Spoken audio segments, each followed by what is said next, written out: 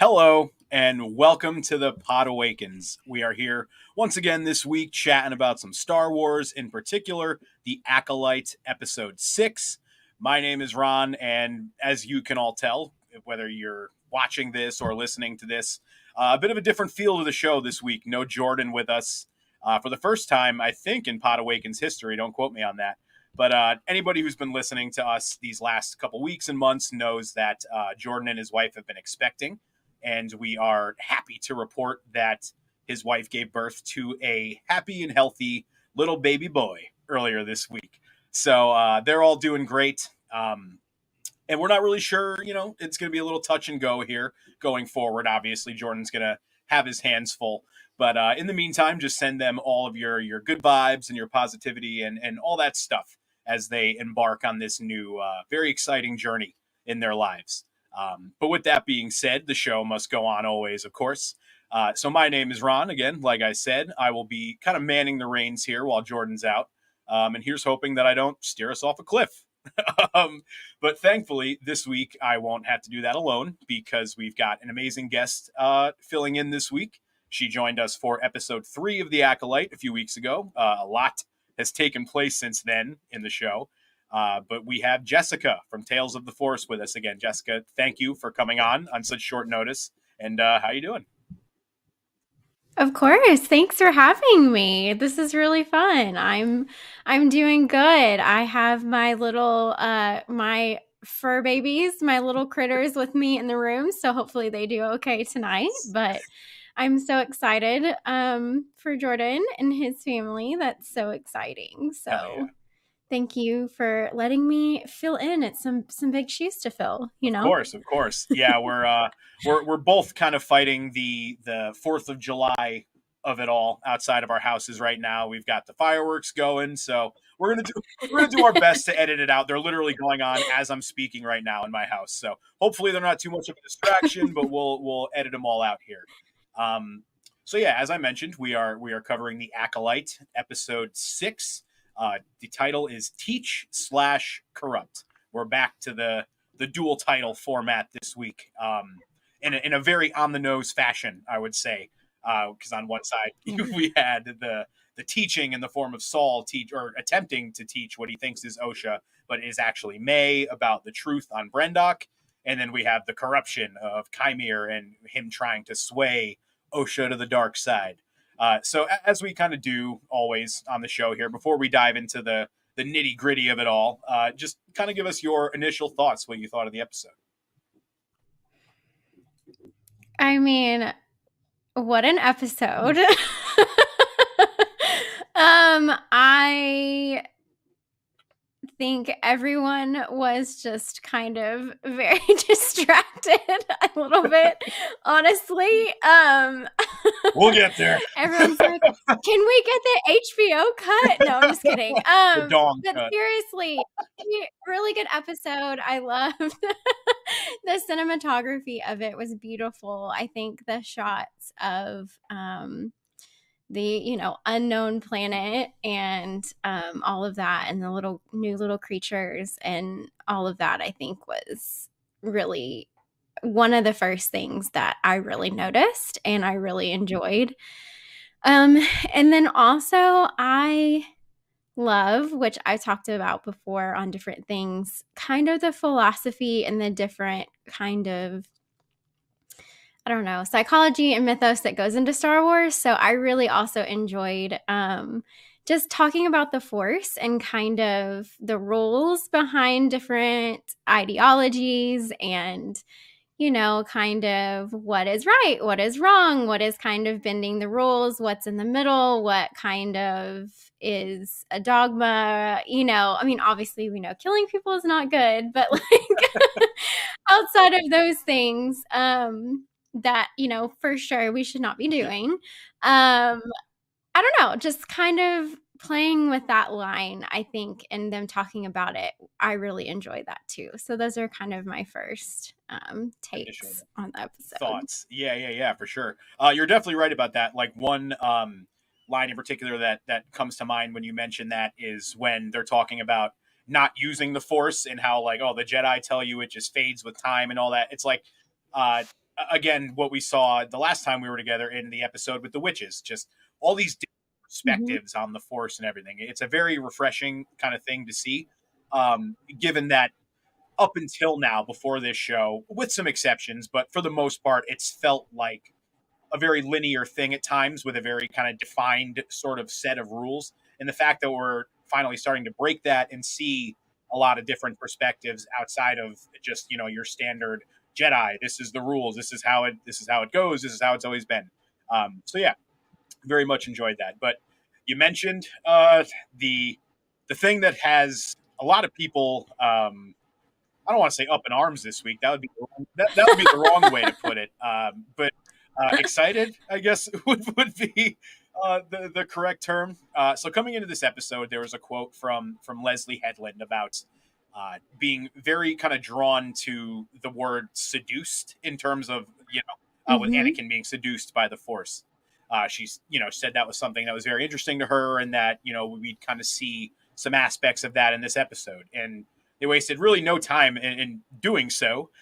We see Yeah. Osha. She wakes up on this planet, and she very quickly finds Qimir, and we can see by the way that the camera is positioned, we see Chimir's face, and it's very apparent based on his kind of facial reaction that this is like he knows he's being followed. This is all right from the rip. This Yeah. was all very much a methodical, planned out thing.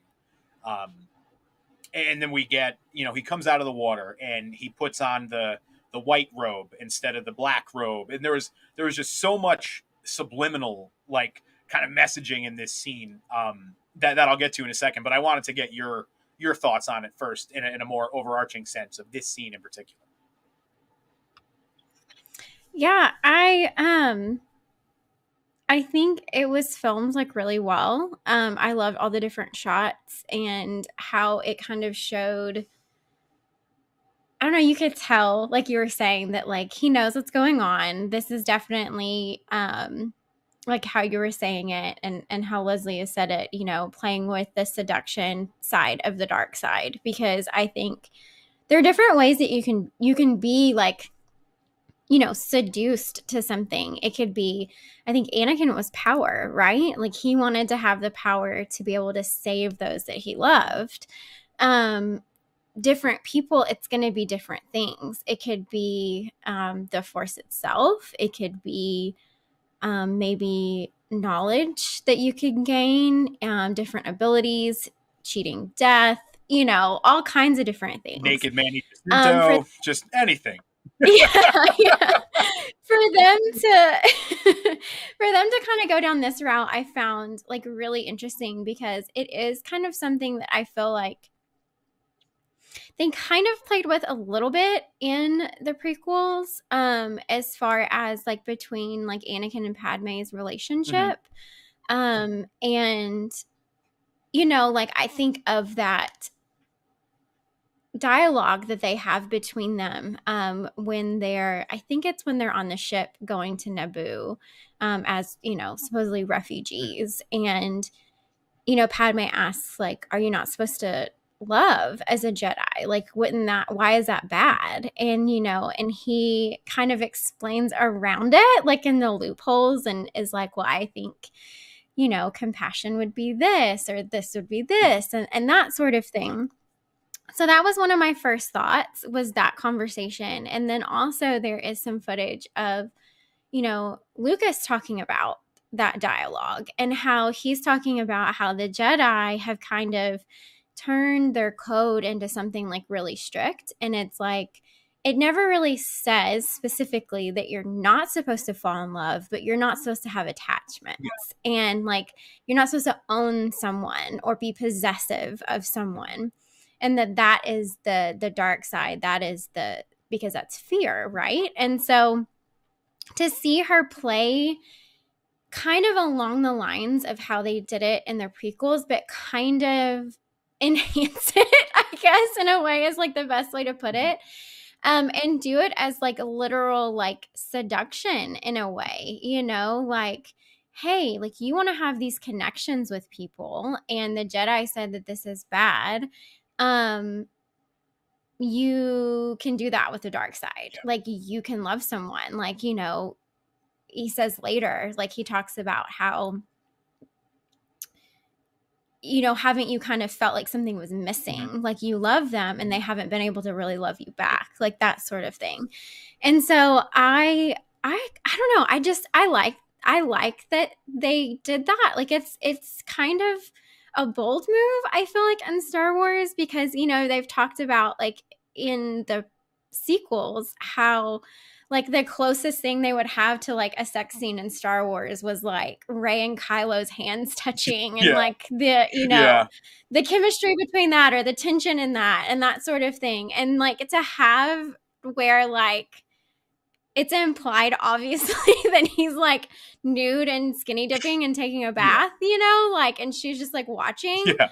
like that hasn't happened in Star Wars. And so I don't know. It's just interesting because, I mean, you can look at it in different angles. It doesn't have to necessarily be like a lust aspect. It could be even he's a very strong built person and she might want to be strong, you know, and it's kind of like, look, I'm strong. I can do all these things. Like, just because it's the dark side doesn't mean that I'm just like off, you know, not being committed or being like regimented in a certain way. I don't know. I find it, that whole situation, like really interesting, and just like how they built the dialogue around it and the shots, and just I think him also just like really trying to see what she's after and see kind of like what that loose thread, I'll say thread, trigger word for some people, what that loose kind of thread is with her. Like, what can I pull to unravel like this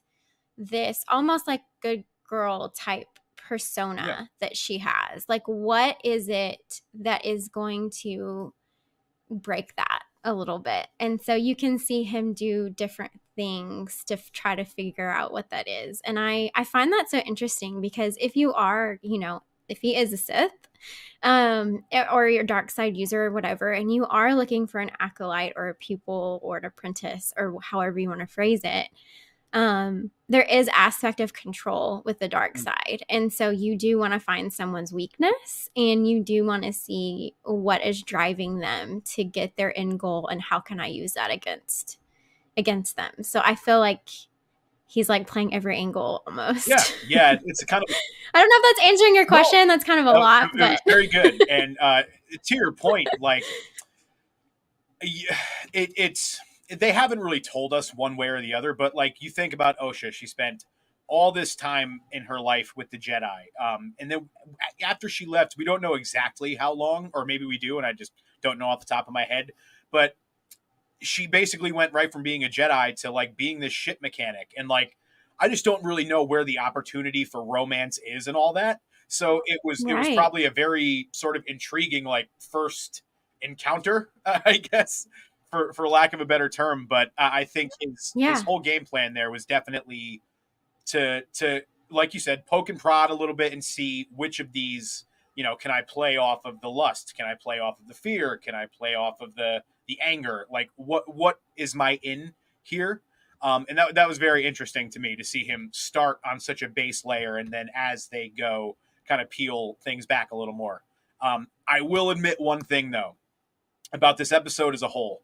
I thought structurally, they could have given this the Osha and Qimir side a lot more time this week, because the way this episode was sort of structured, we had the little C plot of Vernestro. We got a few scenes in there, but it felt very much like they were trying to give equal time to the May and Saul aspect and the Qimir and Osha aspect, and I feel like both ends of it kind of suffered a little bit, in terms of we go from Osha in this episode being very staunchly like, you're not going to corrupt me. I'm not like my sister. And then in the course of like 2 scenes in 10 minutes, she's like, ooh, this helmet is nice. Like it felt a little rushed and a little against what we've come to expect from Osha in terms of her wit and her intelligence. Like it feels like she wouldn't be so gullible to give in so quick. And I feel like the result that results from that side not getting enough screen time this week. I feel like they could have really fleshed it out a little better in a grand sense. Also, on the flip side, I feel the same but opposite about the May and Soul of it all. But we'll get to there when we get to it. But taking it back to this whole beach scene, because we also see when he's putting his robe on, which by the way I think was a total intentional move on his part. He's wearing the black when he goes in the water, and when he gets out, he puts on the white to sort of subliminally and like subconsciously maybe appear more like a Jedi and like get Osha to like drop her guard a little bit without even realizing it, to feel more comfortable opening up to him and talking to him and stuff. Again, it's not a huge detail, but it's something that I definitely picked up on. We also see these. I love the costume choices like that. And then like her being in gray too is like so interesting to me. Star Wars has always played with color so well when it comes to like outfit designs and costume designs, and it's always very intentional. And I love seeing that continue like after, George has sold it and that sort of thing. Because I think that's something, that I feel like he was very intentional with different characters. And so to see them to continue to do that, I love it. Yeah, even in this show, in particular with the Jedi robes for the most part. Like, think back to episode 1, it was all bright colors. Everything was very light and vibrant. It felt, everything felt good. And then slowly, as these episodes progress, we're getting the dark golds, we're getting the dark browns, more of a serious kind of earthy like vibe to the outfits. And I think it's very much indicative of the tone in the show growing darker as things for the Jedi grow darker and obviously grow darker in their apparel as well. So I think it's very much meant to be a symbolic thing. But we see Qimir's got these scars on his back. And a little later on when they're talking, when Osha and him are talking, and she asks, did someone stab you in the back? And he says it was somebody that threw me away. To me, those scars didn't look so much like regular lightsaber scars as much as they looked like almost like whiplashes, like maybe lightsaber whiplashes. I don't know, maybe. But that's kind of where my mind went with it, and I was curious to see if you had picked up on that and what your thoughts might be on it. I thought the scar was interesting. I didn't like in the moment like connect the two until like I saw people talking about it. And I was like, oh, that's interesting. That is what it could be. But I don't know. Like I feel like there's been some things in this show that have been kind of on the nose as far as like a surprise, and then because it's not like everyone's like okay, we knew that was Qimir's coming. identity. Yeah, like Qimir being like, we're like okay, like I like even before I saw anybody else theorizing, I was like, I think it's him, because I don't know, like just that kind of like innocent demeanor, kind of like I was like that kind of gave it away, like the clueless, and then like the fact that he knew who her master was. I was like, why would this like shop person like know who this?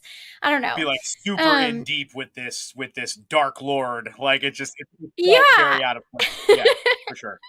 Exactly. And so I don't know. Like, I don't know if this is one of those things that it's like, okay, it's kind of like for the audience to easily put together to get you excited for the next episode or what's going to come up, or if it is a misdirect. I don't know. Like, I haven't delved enough into the High Republic, I think, to know enough about some of the characters and different things like Venestra and different people. So I think it's a good theory though, but I haven't decided like either way what I think, because I know like I guess like her species can live a lot longer, and so we don't really know like all the different Padawans that she maybe has had or different things. And it is an interesting scar. So it doesn't just look like a single, like you're saying, like lightsaber stab. It would have to be something different. But it does look kind of like a Like whip. yeah, Like, you know, like, you know. yeah. Yeah, And yeah. there's But I'm like, on the other hand, I'm like, but how can a lightsaber whip just do that and not like just go cut somebody straight in half, through. though? Yeah, yeah, that is true. I actually hadn't thought of that until just now, but that is Kind of like the bug. I mean, she yeah, just like, I mean, it was just a little whoosh and just it, you splattered. know, Yeah, so that's the only part of it that is, I mean, unless it just like maybe barely yeah, like a grazed glancing kind of him or blow. something. Yeah, yeah. I don't know. Because they have that conversation too, where Osha kind of snaps a little bit when she's got the lightsaber, and she's like, "Because I failed." So maybe there could be a bit of that mirroring going on, where maybe if Vernestra were his former master in this situation, maybe he failed and was like kind of cast out. Although Osha didn't get any scars when she was cast out, so it wouldn't be totally a mirror situation, but kind of a parallel, just of both of them being pushed out of the order for not being good enough, quote unquote. Although I'm sure there was a lot more that went into Qimir being banished from the order if he was taking lightsaber on the way I, out. okay, so here's another thing that's, I don't know if this like exactly ties in. But I was reading something the other day and I totally forgot that before all of this came out, that Leslye was talking about how much she loves like the Knights of the Old Republic Mm-hmm. games and how like um Kreia is Yeah. like a big character that she Yep. loves. And when you think of that storyline and like the exile and like Yes. being cut off from the, I don't know, I'm just like, where does this tie in? Does that tie into May, or does it, you know, I don't know, like so that has my mind going because I love those games, and so I just am interested to see how that all ties in So too. Kreia, I'm just now myself actually starting to dive down the Old Republic rabbit hole. Kreia is kind of a back and forth in terms of like dark side and light, right? Do I have that correct? Like they start out as a Jedi and then um they so she started out as a Jedi and she was like on the council.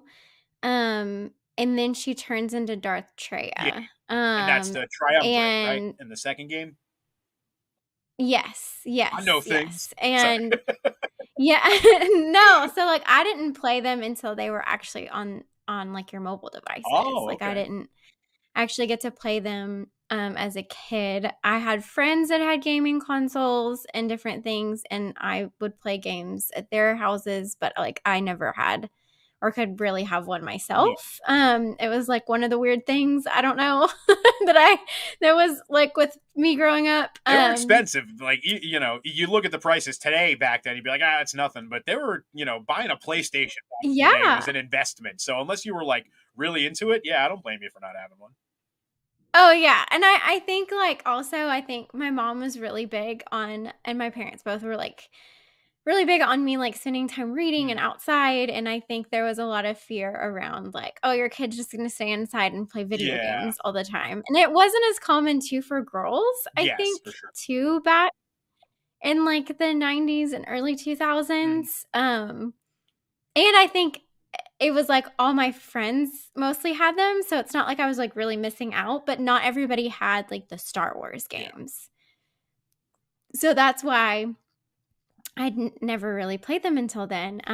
But I love them, and I just know that like so she wanted to like end the Force Mhm. in a Yeah. sense and use, I guess, the exile to do that. And I it's interesting because I feel like it's those games too kind of have, to me, kind of a resemblance of what you see as like a dyad Mhm. too, because like in the first game, in the second game, both people have like a Mhm. connection through the Force. And so that's an interesting thing too with like May and Osha, I feel like, as well. So I'm just curious again kind of very much off topic in a No, sense, it's good. but It's all Star Wars. It's good. yeah, but to see to like where that plays into it too, especially if he was exiled from the Jedi Order, like what was the reason? Is it going to be something that's similar to those games? So that's kind of bringing it back, but that's why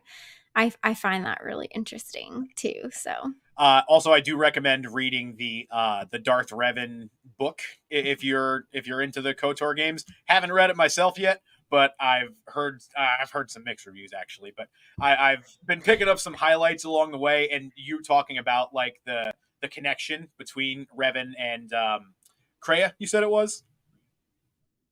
So yeah, so she's in the second one, Yes. in the second game. Yes. So like the connection between them, from what I can gather, there's some more of that stuff in the novel too. So definitely recommend that. Yeah, because she's Revan's master Yeah. in in the Jedi Order. So it's interesting. Indeed. Yeah. All right. I would love all of that to be like You and me both. officially canon and Yeah. I went on a whole pitch. We are never going to talk about the Acolyte. I went on a whole. Yes, we will. I promise.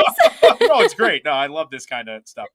We did a San Diego Comic-Con like wish list episode for things we'd like to see, and I am dying for like a Clone Wars type series, but set in the Old Republic. Like, there's so many characters that people love from that era, and so many cool stories that we've never seen, we've never caught a whiff of really in animation or live action. So it's this whole gold mine of an era that they haven't even touched. I think that a Clone Wars style show that gives you more room to do that to do basically anything you want, and not feel like you have to fit every cast member into it, as opposed to like a live action where it's like, we're paying so-and-so $5 million. He's got to, he can't be not in this episode sort of thing. So the animation just gives you a little bit more freedom. Yeah, that would be fun. Yes. All right. For sure. Especially with it coming from a game, I think, too. And you could bring voice actors back, different things like that if you wanted to, instead of having to like cast different people and that sort of thing. I don't know. I was so excited when I thought that they were relaunching the game and that they were going to redo it, and then that falling through was like really sad. I wouldn't give up hope yet. There was a rumor, or not a rumor, a report semi recently within the last few months that they said it was still in development, definitely moving at a snail's pace. But I don't think it's something where it's like, in the back of the room and they're never going to touch it again. I think it's just taking a really long time.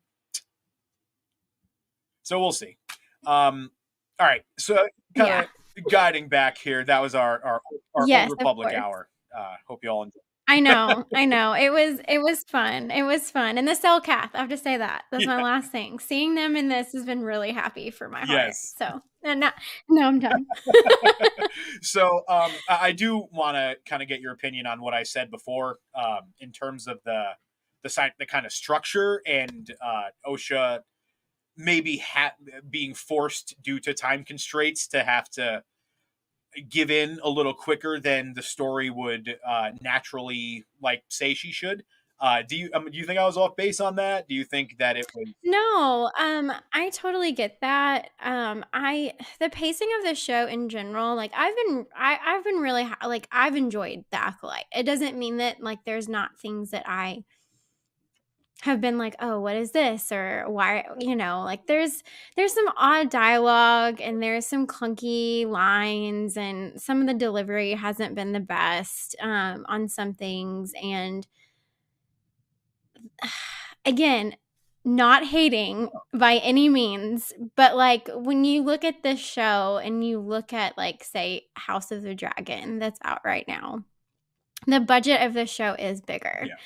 And so, like, I'm one of those people that I'm also, like, saying, okay, I'm still going to wait because there's 2 more episodes left because we don't know what's going to be in those. And we don't know if that's where a lot of it went to. True. But there's, like, some stuff that, like, it just doesn't look great to me, like some of the sets. But I still have enjoyed it. Like, I don't mean this in any like hateful way. Like, it's just things that have stood out to me, like personally, that I've been like, I don't know, like that doesn't seem like whatever. The pacing, especially in this episode, I do agree that it would be better, because there has been, I think, some kind of interesting moments, like even with May being like, oh, I'm just not going to do this anymore because Osha's alive. That seemed kind of rushed, and that seemed more rushed to me than this, honestly. Because to me, they have been kind of building with Osha that either she's suppressing something, like a feeling that she's had, either she doesn't have all of the information, or she is struggling with something. And so she was a Jedi, which we can see as a kid is something that she just was like in awe of and wanted to do. What made her want to do that? And so I think, while yes, I do agree with you that it does seem a little rushed in this episode, I do think they have kind of laid the path for that a little bit better than the stuff with May. That is, if that makes sense. Yeah, no, like May's stuff seems a little bit more rushed and a little bit more like out of character. I think if Osha has been running from something, or she has been feeling something inside, and that led her to leave the order, if you find the right thing to seduce you, right?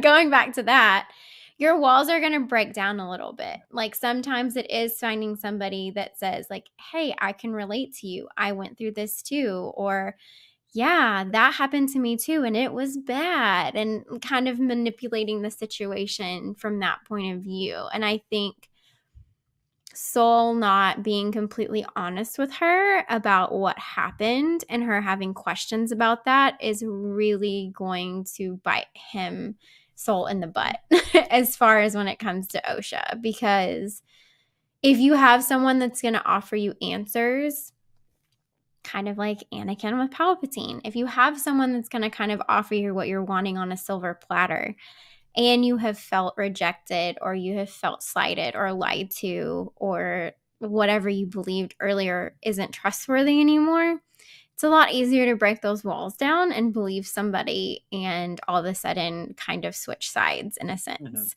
So while I do agree that it could have been better if it was done longer, like I think we could have had a whole episode of just them on the island, where she's frustrated. She doesn't want to be there. She wants to leave. He doesn't right away say, well, you can swim, across. By the way, that was hilarious when he's like, if you want to make it to the ship before sundown, you better start swimming. And the camera pans, and the ship's like, you could throw a baseball and hit it from where she is. Like, it wasn't that long of a swim. Just a funny little thing that made me laugh a little bit. Yeah. But like, I don't know. It's like one of those things where I do see how they're playing that, to where he's like, I don't have anything to lose. Like, I'm not keeping you here. Like, he's playing that angle. Like, you're not my hostage. I'm not pulling my weapon on you. Like, I'm not forcing you to be here. This is your choice. Well, if you're choosing to be here, then maybe you have questions. Maybe, like, he's using that angle. Like, maybe you don't believe everything you think you have, and that sort of thing, and enticing her that way. Yeah. But I do think overall the show could have been fleshed out a little bit better in certain areas, especially with the budget they do have. And I don't feel like I remember anything being that this was like rushed in any like way, shape, or form. It wasn't like during COVID, like, some of the stuff with Kenobi, like I was happy with that show. I enjoyed it. But I mean, you could kind of tell, like, yes, this was filmed during the pandemic, and there's it's gonna have a little bit different vibe and feel to it than some of the other full productions that have happened. But I kind of enjoyed kind of the indie feel of it. I guess that's the best way I can describe it. Kind of feel to it. Yeah. For sure. But I do agree with you. I do agree that this could have been better. I think the story as a whole could have been better if maybe it was 10 episodes. Yeah. And maybe the episodes were all 45 minutes to an hour in length. The problem with that, though, is, as we know, Star Wars fans, we can be really fickle. Yeah. So if you give too much time in an episode and then certain things don't happen fast enough, or it's quote unquote a filler episode, people get frustrated at that too. So I feel like, as you know, a filmmaker, they probably feel like we can't win whether we like put all of it and condense it or we like draw it out. Because I think if they drew out a little bit of like this situation or May's situation, we would have gotten the whole, well, that was a filler episode. Why are they wasting our time? Which I like that, because to me, that's character development. It's not a filler episode. To me, a filler episode is like, did you watch Scrubs? I've seen some. My ex used to make me watch it. So here and there. So I think of a show like Scrubs, and they would have like a musical episode, right? You take that out, doesn't affect the plot, the storyline, the characters, nothing. There's like, it's just a fun, like, we had an airtime when it was, you know, not streaming, and we needed to fill the space. So we did this weird musical episode or whatever. That to me is a filler episode. It would be like if Sol and May like took off and I'm trying to think of something like went and like got a burger and got into some weird shenanigans along the way. Like, there's a difference between character-centric episodes that still move the story forward and just straight filler. You're right. But we'll get into the Sol and May of it all, but there was some stuff in there that I thought was like just there for the sake of filler. In terms of like the Pip and Basil, which, don't get me wrong, love me some freaky little Star Wars guys, you know, running around all there. But that stuff was a little more like filler. Whereas if you're just telling a really good story between two characters that still ultimately moves the plot forward, which this Osha and Qimir thing definitely would have if they gave that the full extent of time. I think it would have been received pretty well. But to your point, there's always going to be the people out there who have a problem no matter what. So definitely in a bit of a can't wait. Yeah, but I do think that the show as a whole could have benefited. I don't think it would have been a negative by any way, shape, or form, but I think it could have benefited with more of like, I think of Mandalorian season 1. Like, it wasn't that like 10 episodes? And they're all like, I believe so, or 8 or 10, one of the two, but yeah. But they're all around like an hour. Yeah, I feel like in length. Yeah. Yeah. So I don't know. It's just interesting because like when I went into this show initially, just kind of the vibe and I don't know, the crispness of it, like the colors and how the dialogue was worded and different things. Like I thought, okay, well maybe this is geared towards children more, which I mean, yes, Star Wars is for kids. You know, that sort of thing. But if you think of like Andor versus like Clone Wars or whatever. The opening scene of this episode would not be in Young Jedi Adventures. We can say that. Right. But like previous this episode, you know, I'm like, okay, well maybe the vibe of this is it's just more like it's more to keep kids like attention spans and them captivated and they're interested in this story. But then we get to like this and I'm like, okay, no, it's not. You know, it's so I don't know, like, so that's interesting because like I was like, well maybe that, yeah, I don't know, it's just there are some issues. I think that it does hurt the show, and I think for people that have come out from the beginning hating on it, it just gives them in their mind validity to like some of their complaints, which is unfortunate in my opinion. But I do think like the show, it is good. Like I think a lot of research and work has been put into it. I mean, we are getting stuff from Legends. We are getting, you know, different storylines, and people are saying Star Wars has the same beat over and over and over again, and this is something different. And I mean, yes, there's twins, and yes, there's this and that, but like overall, it does have a new feel to it. And I just hate that something that has such a new and different feel is like immediately just like Food so on. Yeah. like just this isn't Star Yeah. Wars, Yeah. No, those people are going to be always miserable. And it's just kind of one of those things where it's best to let sleeping dogs lie, I guess, for, for no better way to put it. But Yes. I think with this episode in particular, and knowing that next week is pretty much guaranteed to be solely dedicated, solely, no pun intended, to to the flashback of what really happened on Brendock. I think you genuinely could have still done the Vernestra stuff in this episode, but really dedicated. They could have dedicated most of it to the OSHA and Qimir stuff and really fleshed that out a little Yeah. more. And then, No, I agree. I really do agree with you on that for sure. and the stuff.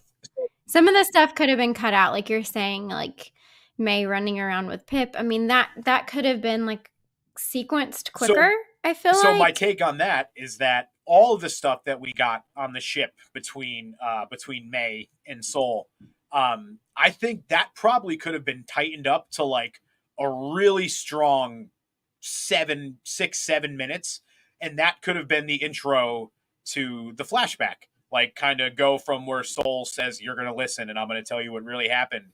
Then just cut and go to Brendock right there. Like, and you could have had a really good, probably 40-minute, kind of stacked episode there. This one would have been a little slower either way, again, because it would have dealt mostly with the conversations between Qimir and the slow seduction to the dark side and all that stuff. But we knew coming into this episode that the pace was going to dip a little bit anyway, just because of how incredible last week was, and the action and the drama, and it couldn't keep up the pace of last week, because last week was just pedal to the metal the entire time. I said on the show that it was my favorite episode of any Star Wars show ever, and I still stand by that. I think it was absolutely beautiful, perfect. Yeah, it was so good. Maybe that's not my favorite, but it is really good. Yeah. Mine is Ahsoka episode 5. That is fair. That is definitely fair. Oh, geez. Oh, man. Now I might have to take mine back. No, I'm sticking with it. You got me second guessing a little bit, and now I'm going to like the Darth Maul. No. It is solid. It's solid. That episode was, I mean, even my husband, who's not like, he watches Star Wars with me, but he's like not into it. I will never forget, like, we're watching it and we're like, oh my gosh, like all this stuff is happening. And then like the whole cloak moment like comes off, and like his like biceps, and he just goes, damn. Like, it was like the best. Like, I wish I had that on camera. He was like, that dude's ripped. I was like, yep. Oh, that's amazing. Yeah, Manny, yeah. Just everything about him. And we love him in The Good Place. Oh, okay. Like, we've been big fans for a while. So what a opposite ends of the spectrum that is on The Good Place. I love his voice too. Like his voice. I remember, I think I said at some point watching The Good Place, like his voice would make such a good like evil character. So I love that this is like. Well, here we go. Yeah, you ask it. Yeah, I guess. So yeah, we touched pretty much well on the May and the Soul conversations and stuff. I thought there was some good stuff in there. Even though I did think that the Pip and Basil stuff was filler, and I would have preferred if they kind of went with the structure that I just laid out when we were talking. I think there was still some fun little stuff in there. Like I said, I'm never going to complain when you get some of that the stuff that makes Star Wars fun, and the stuff that is kind of meant for kids, like her getting squirted in the eye by the oil and all that stuff. Like just that little kind of comedic stuff to break it up a little bit. So I do get why they added certain things that they did, and to maybe kind of help lift the mood a little bit after a very dark and somber episode last week. By the way, did that jump scare of going right from OSHA to just dead Jackie on the ground like totally trip you up too? Because I literally like jumped back. I was like, "What the fuck?" Yeah, it was Like, oh my like, god. yeah, it was a lot. And I mean, like, I don't know. Some of the things in this, I'm like, whoa, that's like straight from like a horror Yeah. suspense or Yeah. something. Like, That yeah, was the for sure. the way that I described last week's episode, and even going into the episode, I said, "Please, this is how I want you to do it. Please do it." It felt like almost like Friday the 13th or something, where it's like the group is all scattered and there's this killer, quote unquote, that's just kind of picking them off one by one, and it just it was great. It was great. Definitely a lot of horror influence in this show, that episode in particular, but kind of overall. All right, so let's see. We've pretty much touched on the main two stories that they had at the top. We talked a little bit about Vernestra as well, but she definitely seemed to be a little more off in this episode, a little more frazzled. She's definitely been concerned, throughout the show so far, Yeah. but this is the first episode that we really saw her. I mean, she literally takes the mission into her own hands, and she goes off to Kofar and like kind of tries to see what's up. And there's that moment where Mog is like, "Was this Master Soul?" And she's like, "That is a heavy accusation." And the words out of her mouth seem like, appall, and being appalled, and like, how could you say this about a Jedi? But her eyes told a very different story. Do you think there's any chance that they just sweep this all under the rug and pin it all on Soul? I think it depends on what happens next. I think that's definitely a possibility.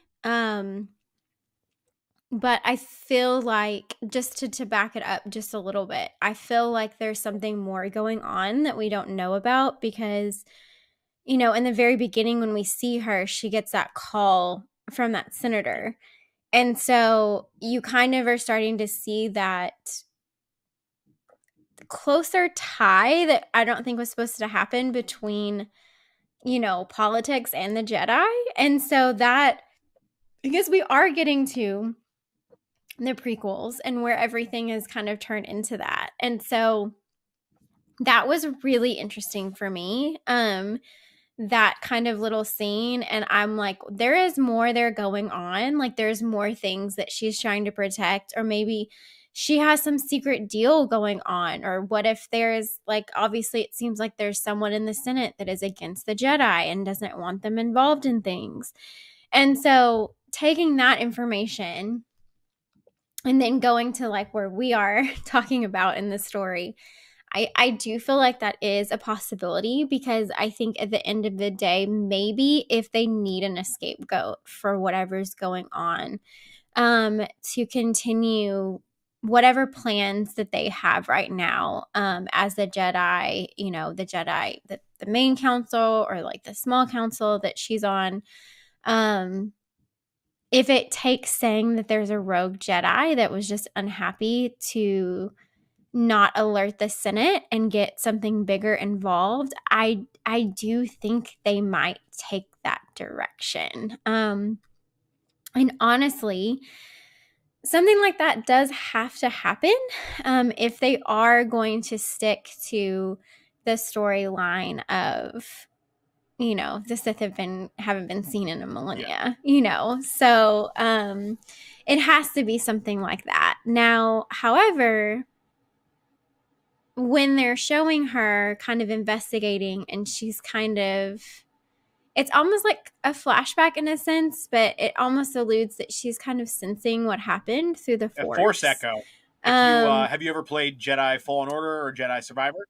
I have not played That that is yet. something that really kind of picked up steam in those games, and we've seen it. We saw it in Ahsoka too. It's cool to see them kind of pulling those. Sorry to cut you off, but yes. No, you're good. And I don't know. So I feel like with that, like, she knows there's more going on now.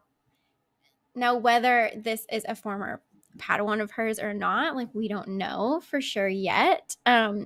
If it is, she might see different I don't know how his strikes would be similar, or fighting style, that like anything that's left in how people were killed or different things like that. She maybe could recognize that from looking at this I don't even want to say battle. It's really just a Slaughter. massacre, Yeah. honestly. Yeah. Um but I do think that if it is to save whatever they have going on, or the greater good of whatever they're doing, if someone needs to be a fall person, Soul definitely could be that person. Yeah, because it feels like they have to in these next two episodes, because there's been a little back and forth on whether we'll get a second season. Whether that happens or not, it's not going to be determined before this show is over. So I really hope, and I have a lot of faith in the fact that they did wrap this up in a satisfying way that doesn't feel uh, like just, oh, here's the ending. All right, let's just do this to make everything fit canon. Like, they've been kind of planting some seeds Right. with Vernestra along the way of her like being sort of on the inside of this, but not really, like just far enough removed to where she doesn't really know what's going on, but like maybe that's not actually the case. So that's, it kind of feels like that's short of just everybody dies, which I don't think is going to be the case, because I think they do potentially want to do a second season.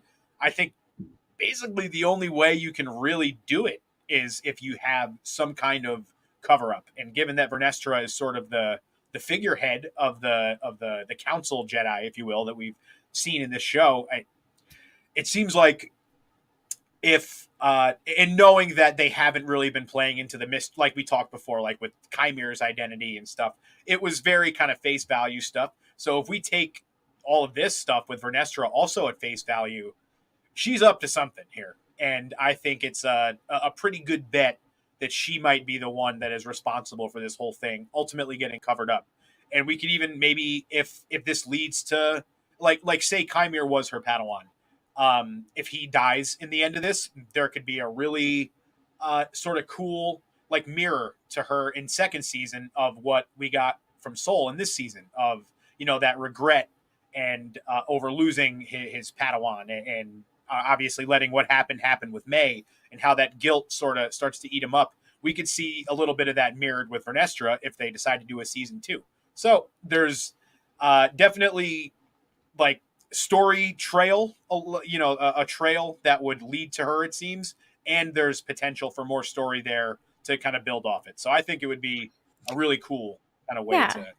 I think it depends on what direction they want to go to as well. Because if you think of, like, let's say like Kenobi, right? So that's getting really close to, the original Yeah, trilogy. And so there's only so much you can play with there, as far as if there's more seasons, and the closer you get, the more dangerous it does get to changing something that is going on. And besides us having, which sadly I would find really interesting, but I don't think a lot of people would, besides us having like this weird, almost like trippy like season of Obi-Wan and Qui-Gon going through, like, I don't know, some kind of force quests or something, Obi and like Qui-Gon's big in, adventure. yeah, like there's, besides him, watching over Luke and becoming this hermit, there's not a lot they can do with that. Now they can do a Vader series, which I have not said to anyone outside of like people that I know. That's a theory I have that they are going to do, because I just think they're pushing Hayden too much marketing wise. I think doing the Imperial March, and like there's just too much advertising for the dark side and for Hayden and for Vader and the Empire. Like, I mean, say what you want, think what you think about Disney, but they are good at marketing, right? They are good at what they do. They have a PR machine. Nothing is done without For sure. intention, right? And so if you even look at, they didn't post anything about Padme or Natalie Portman for a long time, and then all of a We're getting sudden stuff now. she Yeah. has, now we have a picture of her and Mark Hamill meet. Like that doesn't just like randomly happen, Mhm. right? So now there's a picture of them. Now at like Fan Expo in Chicago, which I'm really excited because I'm going to. We have Mark and Hayden doing a photo op together. Like that's never Did you buy happened, one? you know? So like I did not get that. I am doing an individual with Hayden, an autograph with Hayden, and an individual with a friend with Mark. I was too nervous to do it by myself. I was like, I'll throw Give up. me I Luke can't do it. Skywalker. Yeah. I literally was like, ah. Although the idea of you just walking up to Luke Skywalker, he's like, "How are you?" Like Yeah, that's I one was he like, would never I forget. can't, I That's for can't damn do it. sure. Too nervous. So thankfully, someone else is doing that with me, and that will help me not be so nervous. But I just think it's too. There's too much marketing going on, for them to not. And they always say like Disney doesn't listen to the fans, blah blah blah. But like they know there's a huge fan base that is obsessed with Darth Vader. So there's like people that want us to go away from the Skywalker saga. Well, now we've done that with the Acolyte, and people aren't happy and they want it to be about the Skywalkers again. Yeah. And so it's hard because no one's ever going to be happy, but I just don't see them not doing something with Vader. I mean, the comics are so popular, and if you could have Natalie Portman come back in and play like Sabe, or something like to that extent, or flashbacks, I think you can build off of the Kenobi type situation to where maybe Kenobi isn't even as big of a part. Like maybe it is just like stuff of him working through like his trauma and different things with like Qui-Gon, but it focuses more on, or it could just be a Vader series and not even have anything to do with Obi-Wan. But all of that being said, my theory is now out into the world.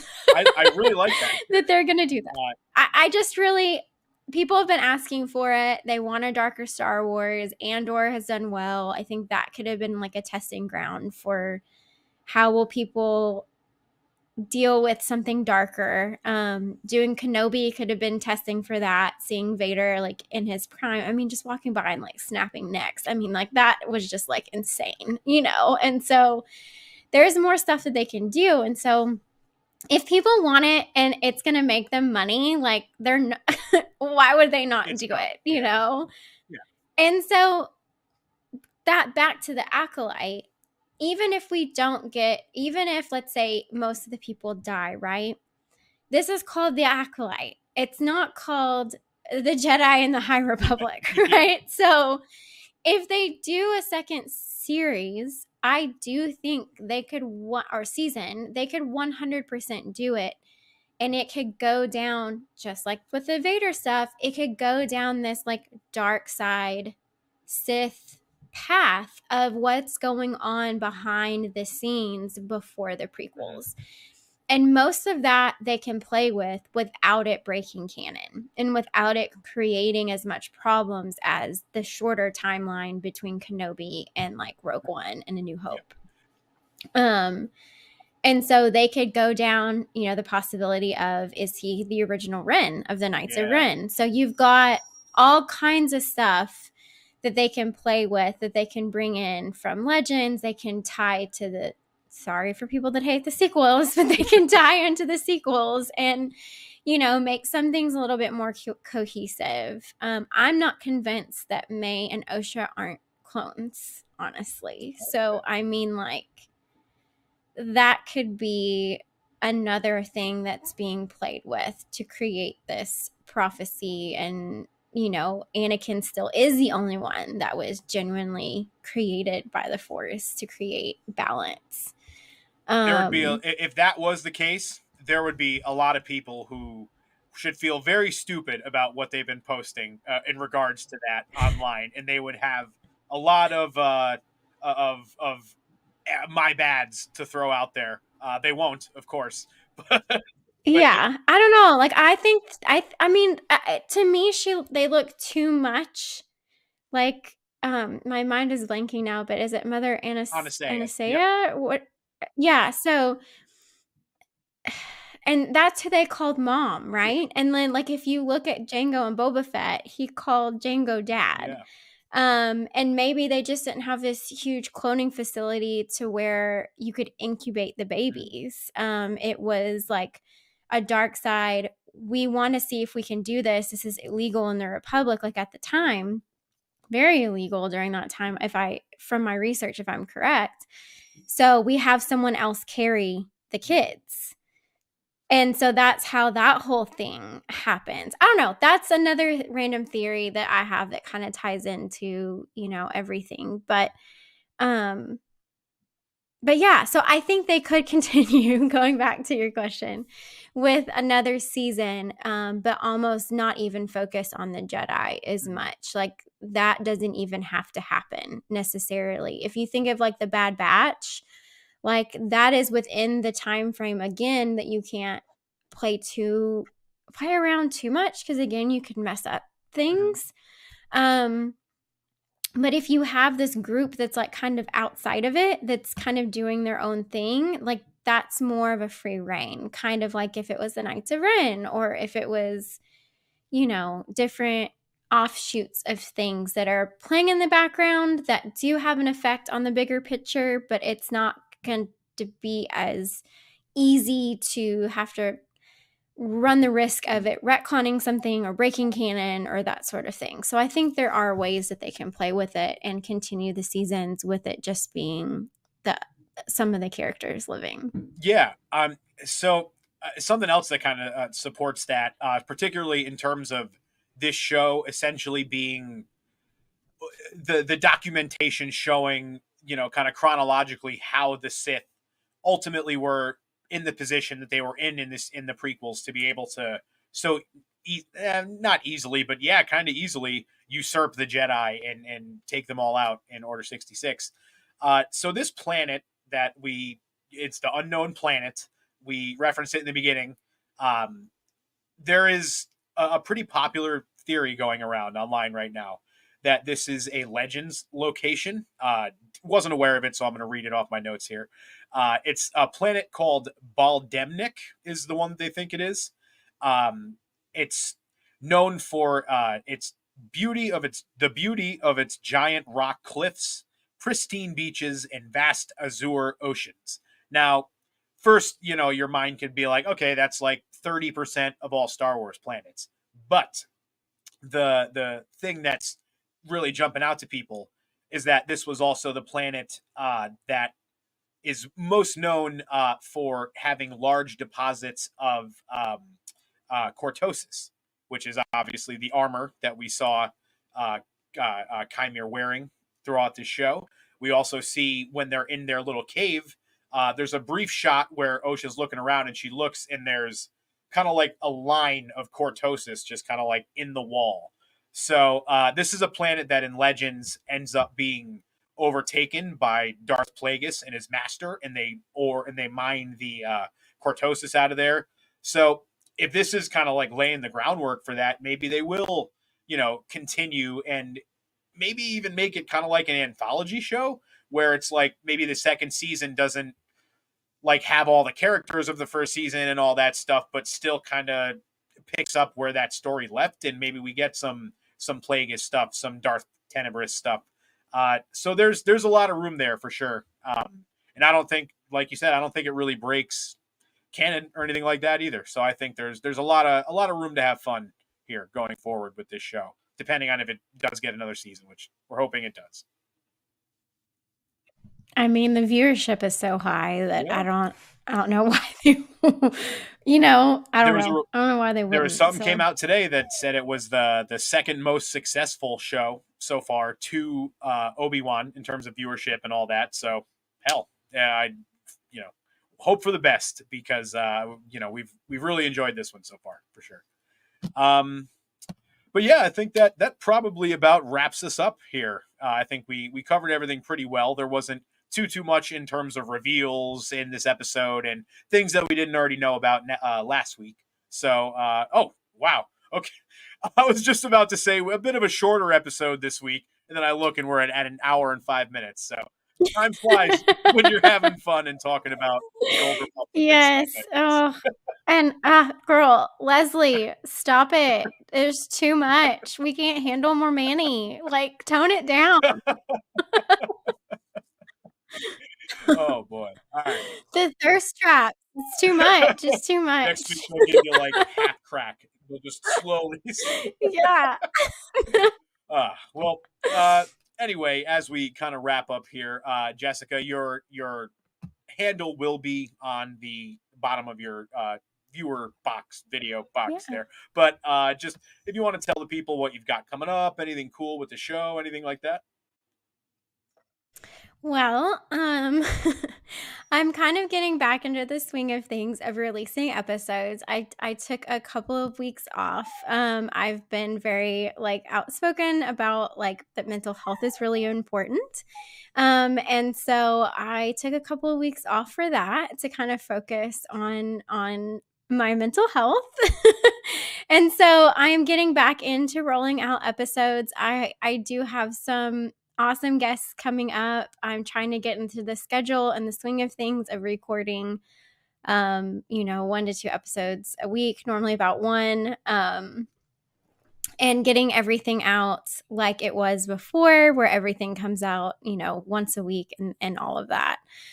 I also have some really fun ideas of some other things that could possibly be coming out in the future, kind of expanding on Tales of the Force and some other things that could be fun. So there are some fun ideas out there that I have floating around. And then I will be going to Fan Expo Chicago. So if anybody is going to that, I am hoping to try to plan maybe, I don't know if a meetup is the right word, but I don't know, do something kind of fun there and get to talk to other people, meet some people finally in real life that I've gotten to meet online and become friends with. So I am really looking forward to that. So that's about all that I have going on right now with Tales of the Force. But I also just want to thank you again for having me on. I do really enjoy talking about this kind of thing, even though like that's not really what like I focus on with the podcast. It doesn't mean that I don't enjoy theorizing and breaking Yeah. things down and that on all of that. So I thank you so much again for having me on and talk about this probably most steamy Star Wars episode ever. So Facts. Well, thank you, of course, for joining me here. It's always a blast getting to sit here and chop it up with you. And again, if you're in the Chicago area, like she said, go meet her. Go, Star Wars fans. That's what we do. That's what makes our fandom so cool. That people from all different areas and walks of life can all come together and appreciate this silly little galaxy far, far away that we all love so much. So, with that being said, you can find us at Podawakens on all your social media apps, on Spotify and all that stuff, all that good stuff. You've heard the spiel by now. I don't think I have to run through it.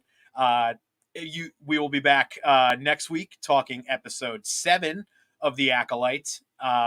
Hopefully, a little faster than this one, but either way, fully expecting it to be another banger of an episode. So thank you for tuning in with us this week, and we will see you next time.